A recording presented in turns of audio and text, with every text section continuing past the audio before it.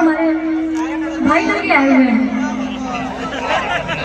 और बड़ी प्यारे प्यारे कलाकार हमारे बीच, हमारे इंडस्ट्री के। मैं थोड़ा माइक देख लीजिए।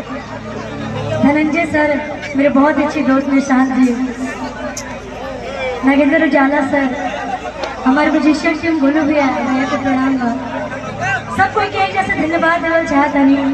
और हमारे गोलू भैया भी आए बने, अनुपमा जी भी आए वाला बने आप सबके बीच में।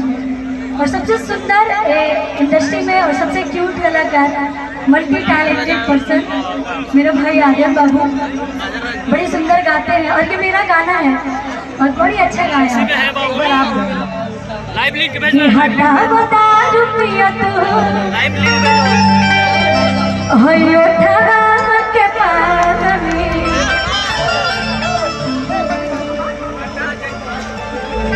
थोड़ा सा आवाज बढ़ा दीजिए भैया, मेन वोकल दोनों बढ़ा दीजिए।